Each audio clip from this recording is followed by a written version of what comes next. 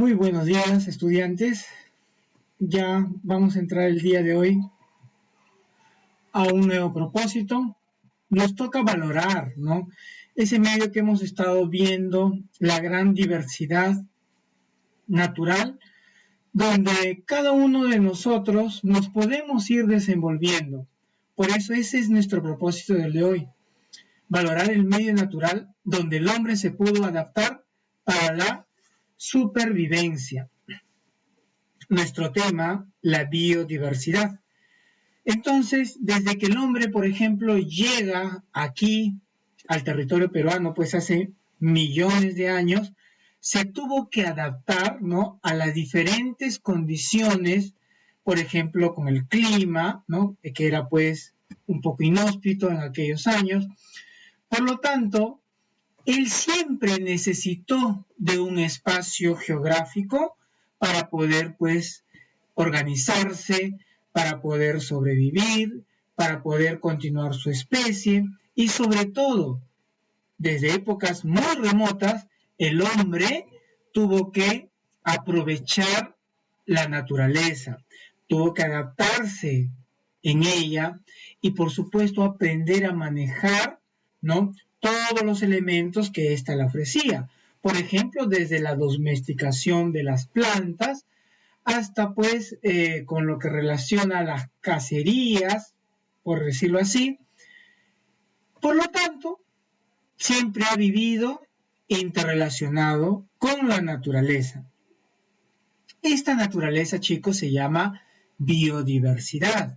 En el caso del Perú, pues la biodiversidad es muy grande, ¿no? Acabamos de culminar, por ejemplo, 2 estudios que habíamos hecho de las 8 regiones naturales, ¿no?, donde ustedes han podido quizás conocer la diversidad de suelo, la diversidad de clima, la última parte que hemos visto en las ecorregiones, la diversidad de flora y fauna.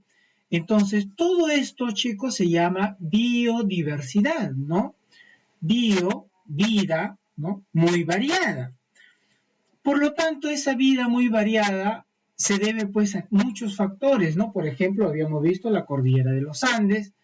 Otro factor que influye en esta biodiversidad, por ejemplo, es el mar peruano, que tiene aguas cálidas en el norte, aguas frías en el sur. Tenemos, por ejemplo, el famoso anticiclón, que son evaporaciones del mar peruano, ¿no? Es decir, esas nubes frías que al final llegan a la atmósfera y eso pues también condiciona la vida, en este caso, por lo menos en la costa. ¿Por qué cuando les digo en la costa? Recuerden ustedes que la costa es totalmente desértica, no hay mucha lluvia, sobre todo en la parte del sur, pero con estas neblinas, ¿no?, al final estas neblinas llegan, ¿no?, toda esa parte de la humedad llegan a la parte de las zonas quizás un poco secas. Y es ahí, ¿no?, gracias a estas humedades, pues podemos encontrar, por ejemplo, algunas lomas que no necesitan, por ejemplo, tantas lluvias, ni mucho menos algunos ríos. Y ese es un tipo, por ejemplo, de biodiversidad. Claro que vamos a encontrar quizás algunas zonas, sí, pues totalmente secas, desérticas, y otras, como yo les había mencionado, en la parte del norte, con abundantes lluvias y que a veces, pues, todas estas irregularidades también nos ha ido perjudicando. Bueno, chicos, entonces el día de hoy vamos a ver nuestra biodiversidad, ¿no?, con estos factores que les acabo de mencionar, ¿no? Por ejemplo, tenemos un mar tropical. ¿Qué es un mar tropical, no?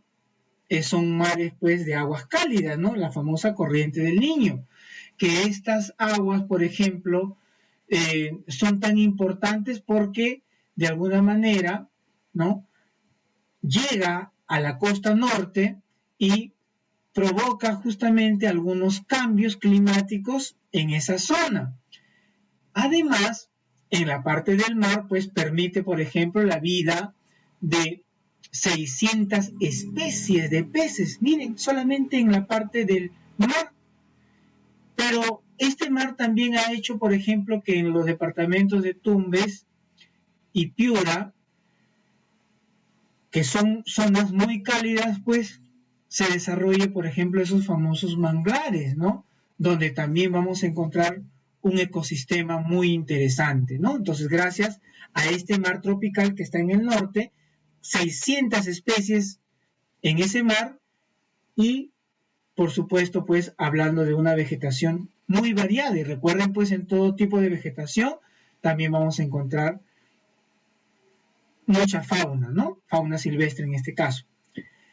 El otro factor para tener todos estos beneficios o esta biodiversidad es la famosa cordillera de los Andes, ¿no? Que tenemos pues diferentes altitudes. Nosotros en Lima estamos pues más o menos de 0 a 500 metros sobre el nivel del mar y nos ubicamos en un relieve pues tablazos, hay pampas, hay valles, hay desiertos. Algunos desiertos son productivos inclusive. Por lo tanto, bueno, esa es la parte de Lima, pero hay otros departamentos que se encuentran a una altura un poco más, donde el clima pues es un poco más frío, pero también ha ido favoreciendo al desarrollo, por ejemplo, de las actividades productivas, ¿no?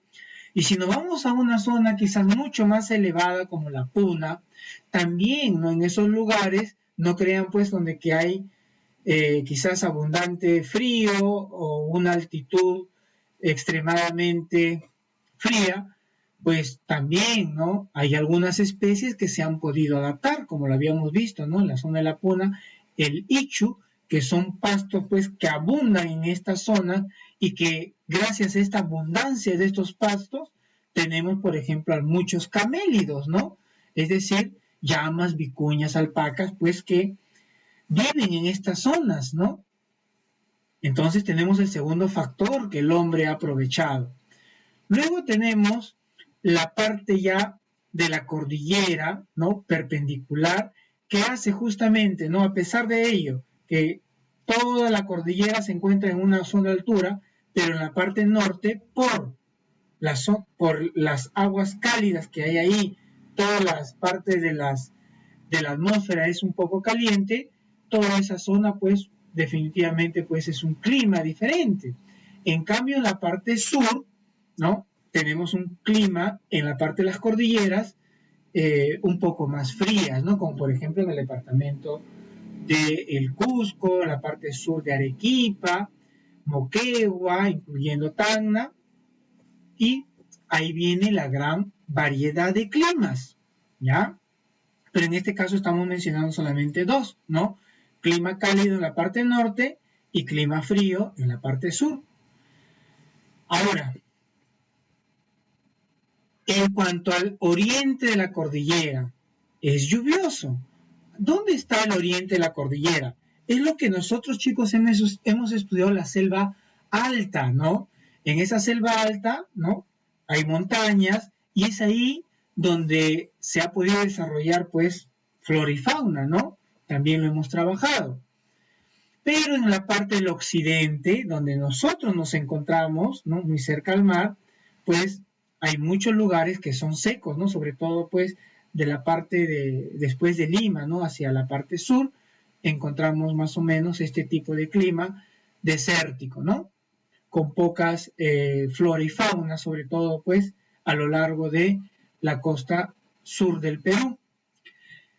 Tenemos además una gran llanura amazónica, donde también se puede obtener variedad de recursos, tanto como la flora y fauna que ustedes también me han estado enviando, ¿no? Sacando información por ahí de algunos anexos que se les enviaba y pudieron ver, pues, ¿no? La gran riqueza que nos ofrece esta llanura amazónica.